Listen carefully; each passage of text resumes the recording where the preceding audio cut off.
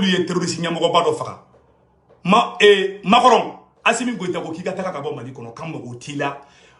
angonga mo te France la France ça dit que neta do France be munu na fa Mali ko la angonga mo taula awe esekita ay taka ça ay taka France ka taka mais nya fo onyena ngo France te taka ajiala nga beta goyari la France borabi ko terroriste nyamoko ba do be non France ka planté dore France be fe ka to Mali kono de mo fo onyena bi France ka plan mu yemena secret be fo bi yaro ni irisu be kele la bi irisu uni irisi sanction be français uni irisu ni yonche bi ani jamana chama ni yonche bi a fara ko ni français kalo flake na ma wodo soro français économie be bindi u bebe ku yere ngini bi ale Allemagne olu bebe ka foko ni irisu ko te sanction ta irisu contrôle la mais o le deta were mena ndado la Malien Assimia Segoke angana nyongo dege président Assimia Segoke Assimi borako français kataka français nous te fait kataka de mo fo ngana bide Français mou na ale ko kale betaka nya fara ngo français te malo français te mili français te takasi français te taka diala français betaka goyala français da juluma de be Mali bla ni français horonde Mali président bora kaka taka ka bo anga dugula kam magote awla ali bisi sanno kaw ye terroriste do faga de ko terroriste nyamo ko ba do be no ku yo faga to ato reflet ya orona ko yehiya wala mena terroriste photo ira wala français ni terroriste de fo ko lube ka ni faga a flene mena photo ba et puis tugoni communisme mo fla fana fagarabi ko communisme mo fla ko lu fagarabi ko kumbe ka fene kebi ko lu fana fagarabi ko lu ko terroriste ye je m'excuse ko explosif donc be duguma communisme moli do yelo ka communisme sorasi fla fagarabi aya remarqué dro événement jole ñoŋo sorasi sa anga sorasu ye la zone des trois frontières d'Ibredon phobie France desara kasino malio mena secret de fana ay bigi ni papier ta politologue segu tungara mena géopolitique mena leçon ka mo chama kunabi événement do le dona ngona u koko yoromi no la zone des trois frontières yi ko mo siti se koko o libéré ko ye sans père de be Assimi ye libéré bi bravo au président Assimi o dugu libéré bi c'est ça o wulila kataka attaque de préparer Mali sur sous contre la Mondoro ala ya ke Assimi wula ki joa jorola anye Mondoro anye victoire soroyi sogomada ina u bola stanno France bola sogomada ina ko le terroriste nyamoko bado faga ko to ko yahiya a photo flene mbalimawo terroriste nyamoko bado flene France ko kale ndi faga anye tenna ni be blogudi ko et puis au lieu à faga dati bina mena akala sanno. La France annonce la neutralisation de Yahya Jaouda, son nom de guerre Abu Ammar al-Jairi, haut cadre historique Acmi Al-Qaïda du Maghreb islamique, durant une opération de Barkhane menée dans la nuit du 25 au 26 février. A noter qu'il était vieux compagnon d'Abel Malek Droudel, le fondateur d'Acmi. Malimao, Kolo Borako Katara, Olfara, n'interroge Niamorobay, Francis de Borakal, Francis de Kokale, ni Farasi Samno, Ayabenna. Bon, il y a beaucoup de sang, quand blogu, quand il faut aïe non, Francis devait qu'à Koubeke, Francis devait qu'à Barabeke, mais Francis te fait katara, Francis tatolate, Francis ko, Kalebe Barkan Boui, Kokanan Takubai, Anas Frasu ko, Francis katara Koka Boui, Ko Force Barkan katara, mais ni ministre Toraya, ça reste toujours la même chose. Assimia Segoke, Shogelia Segoke, Malende Morobe fait un flat de la vie. Malien beka union kan anga fara ñogon kanke anga mo bo mo la anga malien do fsani malien do yi parce que do be manipulation para do la sanno u bolo san kele bana u be kan fla créer u ye campagne damene waru duru ma tar waru na sorasi do la u be campagne na san yoro ñefe campagne korote do re ko président Assimi qui présenter président la encore président Assimi akana présenter en est où tu avais fait Assimi kake roi eredi roi akana bo fanga yere la obe keni kibnyadi harama de ko iba keni feredi ni Assimi présenté Amérique be sanction ke Mali contre la mo mo be fanga kuna Amérique bi nous ni France frangonga obi se ka Mali économie saboter mais ka chinge de fois onyana bi ko sanction te fenkana o ta américain ma wuli en contre la de be ka chinge de fois onyana koy hey, n'américain fera la France ka domono parce que de Assimi ko kabi présenter dominateur ou ba to tien ko dictateur de do on ni ko mo dictateur surtout que uni irisu be nyona sanno ou be bo wodo soro do kan kelel damene ante fo ko ke Assimi ire ka mo do choisi otiki kana I tatola ire be fangata o drone ba Mali sauver o be sauver o be Mali sauver donc malien Assimi ya sekoke an malien de mo be fen fla de la bi fen folo an ga fara ɲɔgɔn kan Assimi bɔra ko France ka taga France ba la kale terroriste ɲɛmɔgɔ dɔ faga France be ka opération kɛ ni France be malo France man gali kisɛ ci Mali dugukolo ka bili mais France tɛ fɛ ka taga dɛ France be fɛ ka to Mali kɔrɔ de sisan u bɔlen bɛ ko le opération kɛ de ko ye terroriste ɲɛmɔgɔ ba dɔw faga a bɛn ngalon kuma di parce que Mali armée be ka victoire ta fan bɛɛ bi u ye plan kɛ u ye échec ta bɛɛ la sisan u wuli ko ye jumɛn ye san nɔ ko armée malienne ko armée française ko ye terroriste ɲɛmɔgɔ ba dɔ faga ko abu fɛngɛ ko Sidiya balimaw armée fɛngɛ terroriste ɲɛmɔgɔ ba in photo filɛ nin ye voilà ko Yahya Jaoudi voilà Yahya Jaoudi ni terroriste ɲɛmɔgɔ ba in France ko k'ale ni ne faga bi o kun ye mun ye san nɔ ka yira ko fanga bɛ France la irisiw n'u bɛ kɛlɛ la u mago bɛ Mali pétrole la u mago bɛ Mali gaz la France ma Mali bila hali bi pour que France kana se Mali la Segu Tunkara b'a solution fɔ aw ɲɛna Mali jeunesse Mali cɛkɔrɔbaw Mali denmisɛnninw Mali musow an bɛɛ kan tɛgɛ di ɲɔgɔn ma an ka kɛ bloc kelen ye ni transition in kɔfɛ an ka ɲɔgɔn sama ninnu bɛɛ dabila nafa foyi t'a la mun an bɛ ko kuma fɔ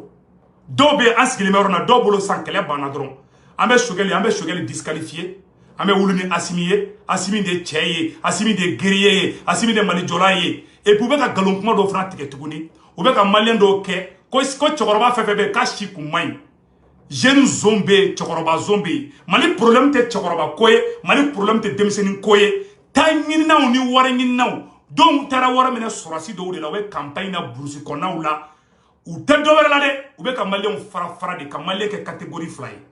malien ninnu ka jugu ni rebelle sema mɔgɔ ye n bɛ ka tiɲɛ de fɔ aw ɲɛna a bɛɛ ni Ala na kira cɛ n bɛ ka tiɲɛ de fɔ aw ɲɛna bi an mago bɛ malien bɛɛ ka fara ɲɔgɔn kan de mais bi u bɛ ka baara kɛ ji jukɔrɔ ko Assimi ka candidature don est ce que nin y'o kuma fɔ wagati ye wa ko non ko Sogɛli man ɲi ko Sogɛli ye politicien de ko man ɲi rebelle bɔra Libi don min na ka na Mali ci jɔn tun bɛ fanga la sɔrɔsi de tun tɛ fanga la Mali ka Kidali perdi politicien ma to Mali ye Kidali perdi dɛ sɔrɔsi da to Mali ye Kidali perdi ATT ye sɔrɔsi ye ATT de tun bɛ fanga la ATT de rebelle ni marifa bila Libi ka don cɛw kana mɔgɔ bila kuma la koyi Mali ci baga sɔrɔsiw yɛrɛ de a kɛ ka tɛmɛ hali politiciens kan sécurité ta yɔrɔ la n ko tɛ suɲɛni ma dɛ ni bɛ zon kɔkɔlen ɲina o ye politiciens ye mais ni bɛ mɔgɔ fagala ɲina i bɛ bɔ sɔrɔsi kunda de c'est la pure et simple vérité awa ni cɛ ta fɔ ne de b'a fɔ bi Assimi i ka d'an ye bi mais minnu bɛ ka wuli bi an tɛ politicien ko la an tɛ nin ko la politicien kolon bɛ yen sɔrɔsi kolon bɛ yen politicien janfanti bɛ yen sɔrɔsi janfanti bɛ yen jeune zon bɛ yen jeune kalabanci bɛ yen cɛkɔrɔba kalabanci bɛ yen a bɛɛ dɔ bɛ yen Mali problème tɛ sɔrɔsi ko ye Mali problème tɛ politicien ko ye Mali problème tɛ denmisɛnnin ko ye Mali problème tɛ cɛkɔrɔba ko ye malien jogojugu b'a côté bɛɛ lajɛlen na an bɛɛ b'an jogo dɔ de changer ka fara ɲɔgɔn kan ka Mali kura jɔ ni Mali kura bɛ jɔ an bɛ ko dɔ to yen n'i ko k'i tɛ ko dɔ to n'i ko k'i b'i sen da ko bɛɛ kan i bɛ taga bɔ ko dɔ kan i ma mini min ye Mali bɛ nord perdu don min na jɔn kun bɛ yen Sanogo de kun tɛ yan Sanogo ye jɔn gɛn ka bɔ yen Sanogo ye jɔn gɛn ka bɔ yen Sanogo ma ATT de gɛn ka bɔ yan Sanogo ye fanga ta don min na Sanogo y'i sigi ko marifa tɛ yen o ye secret d'état de n'aw t'o dɔn n b'o fana fɔ aw ɲɛna bi Sanogo de taar'i sigi ka a fɔ journaux la ko marifa tɛ yen ATT kun bɛ ka rebelle bloquer ATT kun bɛ ka rebelle bloquer ko non ko marifa bɛ yen ko migi bɛ yen rebelle bɛɛ lajɛlen ye siranna ATT ɲɛ rebelle bɛɛ siranna ATT ɲɛ mais Sanogo ye coup d'état kɛ don min na Sanogo ko ATT bɛ ka nkalon tigɛ ko marifa foyi tɛ yen o don o dugujɛ rebelle ye Gao minɛ u ye Tombouctou minɛ u ye Kidali minɛ o kɛra ka politicien dɔ de to yan a kɛra ka sɔrɔsi de to yen sɔrɔsi dɔ de sɔrɔsi dɔ gɛn sɔrɔsi wɛrɛ fana ka na awa Mali ka ka nord perdi a kɛra ka sɔrɔsiw de to fanga la aw tɛna mɔgɔ si bloku Mali a kɔlɔsi ninnu na dɛ minnu bɛ banga puruti la boulevard sanfɛ n'u bɛ munumunu na duguw ni ɲɔgɔn cɛ u bɛ ka dɔw kunna de an tɛ politicien ko la an bɛ sɔrɔsi ko de la jɔn y'an bila dingɛ in kɔnɔ sɔrɔsiw d'an bila dingɛ in kɔnɔ Modibo Keita mɔgɔ min ye Mali kunna wolo hɔrɔnya la sɔrɔsi kun tɛ Modibo Keita kun tɛ sɔrɔsi ye politicien de kun don jɔn ye Modibo Keita ka fanga tiɲɛ sɔrɔsi de Modibo Keita ka fanga tiɲɛ aw kana mɔgɔw bloku aw kana mɔgɔw fara aw bɛ nin bɛɛ fɔ u tɛ fɛn fɔ rebelle ma rebelle minnu bɛ yen nɔ wala u tɛ tɛmɛ o la ninnu ye Fransi ka lamoli den de be o t'a dɔn i b'a dɔn i bɛ se ka kɛ i bɛ se Faransi jogo bɛ se ka kɛ i la ka sɔrɔ i bɛ ka Faransi kɛlɛ u bɛ k'a fɔ ko a ba la France mais Faransi jogo b'a caman de la Faransi jogo ye jumɛn ye u bɛ fɔ non vraiment an bɛ la lutte contre la corruption ay karisa ye zon ye karisa fɛngɛlen don a bɛɛ bloc kuma de yana ka taa zon kɛlɛ o kuma minnu y'an an fa n'an baw faga n'o ye rebelle ye o kuma wari ka fisa ni adamadenya dɔ ye suɲɛni kɛ dɔ ye suɲɛni kɛ ani dɔ ye faso nafolo suɲɛ jɔn fɔlɔ kan ka kɛlɛ rebelle ye fagali kɛ hali sini rebelle ye ka sɔrɔso faga ni mobili minnu ye u b'o mobili boli fɔ Kidali fɔ Bamakɔ aw ɲɛna n ko bɛ kɛ aw ɲɛna aw tɛ fɛn fɔ la o aw mana wuli an tɛ politicien fɛ politicien zone u bɛ ɲɔgɔn kɛlɛ de la ɲɔgɔn kɛlɛ kirikaraw de créer an senkɔrɔ ne Seku Tunkara Sogɛli ka dɔrɔmɛ 1 tɛ ne kɔnɔ ne ye Sogɛli kanu faso kanu de la ne Seku Tunkara ni Sogɛli cɛ téléphone na depuis M5 waati téléphone tɛ Seku Tunkara ni Sogɛli cɛ contrat tɛ Seku Tunkara ni Sogɛli cɛ mais ne ye Sogɛli Tunkara Sogɛli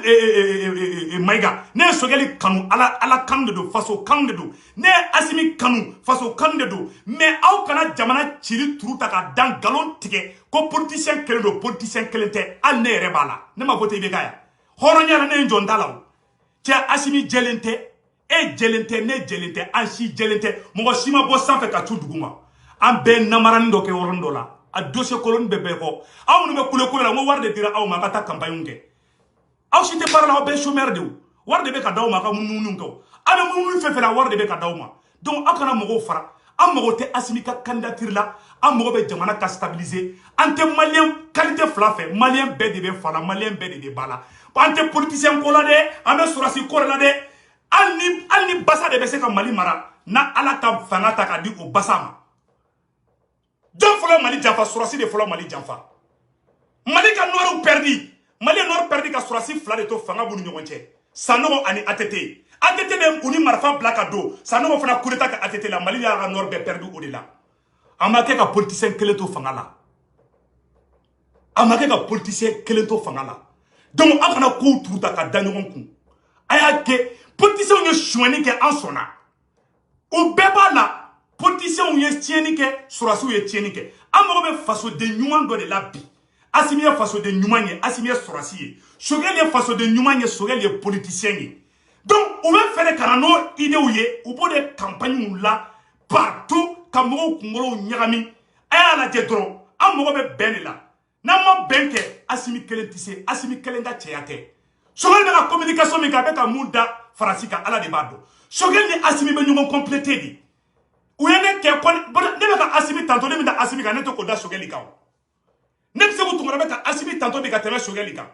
mais n'i ye Sogɛli tɔgɔ fɔ dɔrɔn u b'a fɔ ko Sogɛli y'i san de aw minnu bɛ k'o fɔ n ko wari de dilen don aw ma sɔrɔso ma wari d'aw ma a tɛ campagne na mais aw ko de k'aw tɛ mɔgɔ wɛrɛ de ye a y'a ka piya minɛ aw ka nɛ minɛ c'est tout u bɛ ka mɔgɔw wele dogo la téléphone na non an ka Asimi ka kan mɔgɔ dɔw ye ne wele dogo la koyi k'an ka Asimi ka candidature soutenir n ko n b'aw lebu zen na n bɛ bɔ ka fɔ réseau sanfɛ voilà la vérité ne Seku Tunkara bɛ Asimi fɛ n bɛ Sogɛli fɛ hali rebelle minnu ye marifa ta ne b'u fɛ rebelle bɛ n ka sɔrɔsiw faga u b'u faga mobili minnu na u b'o mobili kelen boli fɔ Kidali fɔ Bamakɔ munna aw tɛ kuma o la parce que Faransiya a don caman de kungo la ko corruption i bɛ taa si bɔlen ye ko fagali kan ka kiiri bɔ fagali la u bɛɛ bɛ kule kan ka kiiri bɔ suɲɛni de la o kuma wari ka fisa ni adamaden kɛ yan ni zon bɛ minɛ mɔgɔ fagalaw fana bɛ minɛ awa hali sini rebelle ninnu ma marifa da ils sont toujours en train de faufiler u bɛ na Bamakɔ u ja cogo min na mais anw tɛ se ka taa Kidali n'an ko an bɛ taa Kidali u b'a fɔ ko k'an tɛ Kidali donc problème y'o yɔrɔ de an bɛ bɔ k'o de fɔ bɛɛ lajɛlen ɲɛna foyi tɛ fara ɲɔgɔn kan bɔ walayi ni Ala na kira cɛ n'an ma fara ɲɔgɔn kan an bɛ yɔrɔ na bi n'an ma mɔgɔ fara dabila dɔw de bɛ campagne na ka mɔgɔw fara aw t'a dɔn a ye ne ka nin vidéo garder aw bɛ tila ka tiɲɛ di ne ma campagne de bɛ ka kɛ ka mɔgɔw fara non an tɛ politicien ko la an bɛ sɔrɔsi ko de la campagne fɛn fɛn bɛ ka kɛ kule fɛn fɛn bɛ ka kɛ micro la ka taa Bamakɔ ka taa bila fo Mali dugu wɛrɛw la kule fɛn fɛn bɛ ka kɛ micro la o tɛ dɔ wɛrɛ ye o kɔrɔ de k'an tɛ politicien fɛ k'an bɛ sɔrɔsi de fɛ sɔrɔsi zone bɛ yen politicien zone bɛ yen an mago bɛ mun na bi Asimi ka fanga di mɔgɔ dɔ ma mɔgɔ dɔ ka fanga ta no tigi tara o ba di Assimi ma ne ka kuma bɛɛ de filɛ n tɛ sogɛli ko kɛla n tɛ Assimi ko kɛla la mais mun ŋɛni na bi n'an ma fara ɲɔgɔn kan français filɛ nin ye bi n bɛna kuma kelen fɔ an na allemand ko k'olu mago bɛ irisiw ka gazi la français ko olu fana mago bɛ irisiw ka gazi la mais olu irisiw bɛ kɛlɛ la u jigi bɛ yɔrɔ jumɛn kan u jigi bɛ Afrique de kan sisan u b'u ɲɛsin yɔrɔ jumɛn na Mali n'a ɲɔgɔnna sugu u bɛ ɲɛsin o na olu de la pour que Faransi kana se anw na karisa ye politicien ye karisa ye sɔrɔsi ye o an mago t'o la an mago bɛ jumɛn na bi Malien bɛɛ ka kɛ kelen ye Malien bɛɛ ka bolo di ɲɔgɔn ma an ka Mali kura de jɔ bi an ka politicien ko ani fɛngɛ ko an k'olu bɛɛ da kɛrɛfɛ jogo jugu bɛɛ bɛɛ la sinon Mali y'a ka nord perdu don min na Mali ye Kidal ni fɛnw perdu don min na IBK kun tɛ fanga la o a kɛra ka ni sɔrɔsi de to yen a kɛra ka Sanogo de to yen Sanogo ATT gɛn ATT de nana ni rebelle ye ATT tɛ sɔrɔsi ya Sanogo ATT gɛn ka bɔ yen don min na ala ma tɛmɛ tile damadɔni kan Sanogo taara sigi ka taga an ka secret fɔ télé ni fɛn bɛɛ la Sanogo taara sigi dɔrɔn ka micro minɛ ko non ko marifa foyi tɛ yen rebelle sɔrɔla ka confiance sɔrɔ la rebelle kun bɛ ka siran an ɲa mais depuis Sanogo ko don min na ko marifa tɛ yen ko ATT bɛ nkalon tigɛ de la o dugujɛ o y'an ka élection bɛɛ minɛ o ma kɛ yan c'est vrai politiciens ma ɲi ne m'a fɔ ko politiciens ka ɲi dɛ mais politiciens kolon bɛ ye sɔrɔsi kolon bɛ yen an ko o bɛɛ de fɔ an ka tiɲɛ fɔ an ka jamana kura jɔ ni tiɲɛ ɲɔgɔn jalakiba in nafa foyi t'a la ne bɛ fɛ an ka bɔ logique de kɔnɔ an bɛɛ k'an bolo di ɲɔgɔn ma an ka Mali kura jɔ mɔgɔ si jɛlen tɛ cɛ mɔgɔ fɛn fɛn fanga bɛ mɔgɔ fɛn fɛn bolo bi a si mɔgɔ tɛ yen ko dossier t'a si kan hali dossier bɛ Assimi kan dossier bɛ ne yɛrɛ kan dossier bɛ e kan minnu bɛ ka kuma fɔ la u si ma bɔ sanfɛ ka cu bɛɛ siran dɔ ta tout le monde est passé par un chemin vilain bɛɛ ye dɔɔnin kɛ bɛɛ ye kɔni dɔ kɛ bilayi ni ala cɛ an b'o bɛɛ de da kɛrɛfɛ i n'a fɔ Afrique du Sud y'a kɛ cogo min Afrique du Sud ka wulu bila ka taa mɔgɔw faga bi olu y'u tɛgɛ di ɲɔgɔn ma ni Mandela kun bɔra kaso la Mandela k'a fɔ ko non ko Mandela kun ka bɔ kaso la bi Mandela k'a fɔ ko non k'an bɛ yɔrɔ min na bi ko ka tubabu minnu ye an ka mɔgɔw minɛ k'u faga k'u ka wulu bila la ni Mandela kun ka bɔ jugement kɛ est-ce que sisan t'a sɔrɔ se Afrique du Sud cira n'a ko k'a bɛ justice de nɔfɛ parce que caman bɛ justice fɔ u t'a dɔn bilayi ala aw caman bɛ ka justice fɔ justice tɛ hali Amérique yan hali Amérique yan justice tɛ yan n bɛ ka tiɲɛ de fɔ Amérique ye compromis kɛ mɔgɔ fagalaw de bɔra yɔrɔ la ka na fara yan kuma dɔ bɛ n tɛ fɛ k'a fɔ o bilayi ni ala cɛ an b'an tɛgɛ de di ɲɔgɔn ma n'a an bɛ politiciens juger an bɛ rebelles juger rebelles ma fisa ni politiciens ye n'a bɛ justice kɛ a bɛ politiciens minɛ cogo min k'u juger a bɛ taga rebelle kelen ninnu fana minɛ k'u juger ten mais ka taa zon minɛ ka mɔgɔ fagala to yen o ye politique kɛlɛ de o tɛ corruption ye o ye de n bɛ fɛ i k'i teriw ŋan jɔ o ye de peut-être n sirannen b'i ɲɛ ni min don kaso la n tɛ fanga sɔrɔ kuma tiɲɛ bɛɛ de filɛ koyi an tɛ don jeu la mɔgɔ si ye ne b'a si min fɛ dɛ bilayi ne tɛ don jeu la ka mɔgɔ dɔ minɛ dɔrɔn ko n'a ma minɛ ka don kaso la k'an tɛ fanga sɔrɔ n to la bi n to la sini o ye nkalon de ye awa nkalon ma jamana si jɔ Assimi an bɛ k'i fɛ tiɲɛ de kan Assimi da i yɛrɛ la amnistie kɛ soit i bɛ politicien zone don kaso la i bɛ rebelles fana minɛ mais an tɛ politicien zone minɛ k'olu don kaso la ka rebelles to yen u n'u ka marifa bɛ bɔ fɔ Kidali fo Bamakɔ ko fɛn tɛ ko olu la u tɛ malien ye ka tɛmɛ tɔw kan un point deux traits ne ka kɛlɛw di rebelles mun ne mɛnna bi ala de b'a dɔn mɔgɔ ye ala dimina bi a tɛ ne dimi kun dɔn rebelles de bɛ an ka mɔgɔw faga Kidali ka tila ko mobili kelen ta ka na i da Bamakɔ i n'a fɔ foyi ma kɛ aw bɛɛ ɲinalen b'olu kɔ a yɛrɛ bɛ ka ɲɔgɔn kɛlɛ mun kɛ nin n ko rebelles bɛ ka tɛgɛrɛ de fɔ rebelles dalen bɛ u lafiyalen bɛ can k'u to yen u yɛrɛ ye zone de k'a sɔrɔ rebelle min bɛ ye mɔgɔ corrompulen de rebelle min de tɛ ka marifa canga mɔgɔw la an ka sɔrɔsi fɛn fɛn bɛ ka sa bi jɔn ka foti don ni rebelle kuma na Azawadi ko kɛlɛ la est ce que an ka sɔrɔsi kun bɛ sa o rebelle kelen bɛ bɔ fɔ Kidali mobili la fo Bamakɔ hali kala t'u wagasi voilà la vérité n'a dimina tɛ mɔgɔ kɔrɔ dɛ n'a dimina de le fait que u bɛ ka mɔgɔw la ɲina rebelle ninnu kɔ quoi n'a dimi yɛrɛ kun yɛrɛ ye mun ye rebelle bɛ fagali la hali an bɛ yɔrɔ na bi hali bi u ma marifa da hali bi u bɛ complicité la Assimi b'a dɔn ne bɛ ka mun fɔ o rebelle kelenw bɛ ka nommer o rebelle kelenw bɛ na Bamakɔ foyi tɛ k'olu la munna a tɛ rebelle minɛ munna a tɛ wuli a ka so k'u kan n'a bɛ ɲa a bɛ ɲina a bɛ rebelle to yen ko réconciliation a bɛ bɛɛ fana to yen mais rebelle tɛ to yen dɛ u ma yafa deli u ye baara mun fana kɛ u ma baara fana dabila ko ka yafa olu ma olu mɛlɛkɛ d'an tɔ dilan ala de ye rebelle dilan avec fond de complexe c'est-à-dire que complexe d'infériorité. Farafin, non, ne m'a farafin famille quoi. Le fait que Erebelou tikel Erebelou tala kuma ali RFI be kata Mali toko tien. Ni Erebelou kele o manga gouvernement là, ou be ka Mali toko tien, ou be ka Mali toko tien dans les médias, ou be ko mako kono, ou be ta kuma TV5 na adobe CNT là. Ou be banga gouvernement la kata kuma CNT la ka Mali toko ya. A tieno be no ko Atayar Ag Mohamed, o be sogeli toko ya kuma be, abe bo mako konnana. O chita jabi, Mali jeune cité ba ka jabi. Ou be bo mako kono, ou muso be bo mako kono, ou do be bo mako kono, ni Erebelou kele au temps nous sommes pas mal kono ou be kuma RFI là ou be kuma France 24 là ou be Assimila gauche ou be Chogal la gauche mais kala te waka soula ou be tla ka mobili ta tuni ka ta kilale ka ta na sura su faka o mo anya wara de anya wulu de anya nyere de ni yere ke fouye mo bi ke fouye parce qu'on a le complexe d'infériorité ndime ko to dowere parce que ou be fe kana nyina Erebelou ko ni ka kina fo Erebelou yem fendo de ye ina fo ala de do ou vous savez que Mali mona foi te bona ou kera ministre ou kera député ou ka mo chama be bamako ou be Mali dogoya ou be Choguel dogoya ou be Assimi dogoya ou be kuma RFI là ou be kuma a do ere be ali SNT kono ou be ta kuma France 24 là o te kela ça c'est fait ou be ta kuma France 24 ni fauna ou be nga sura la gauche ou be nga gouvernement na gauche o te kuma o dade ala o de ko politicien on ne peut pas faire des Erebelou ma on ne peut pas comme politicien on ne peut pas faire des Erebelou ma ah si t'es Erebelou critiqué Erebelou même mana koke ne se vous tombera ne peut pas kuma chama à faire o si t'es kuma ou ya kina faut ou nyato là an yɛrɛ de ɲɔgɔn na an minnu bɛ Bamakɔ an yɛrɛ bɛ ka ɲɔgɔn kɛlɛ Erebelou sigilen bɛ k'i bolo fila courage dɔrɔn k'an lajɛ parce que u y'an kɛ bagan u y'an kɛ saga ye k'an kɛ fali ye k'an kɛ wulu ye Erebelou man ke foye ni falite ou ka ke unanye ou be fendo nanye awa ou be bolo be ɲɔgɔn bolo ou ni Farasi ni Niger ou be bolo be ɲɔgɔn bolo pendant que denangolon do ban sengoro munu ba la ka ay ni ko ba fara est ce que ambe woro mina bi mo ga ka fo kika ka transition mo do fisando ya est ce que ambe woro na bi mo ga ka fo kibe division créer Choguel ni Assimitia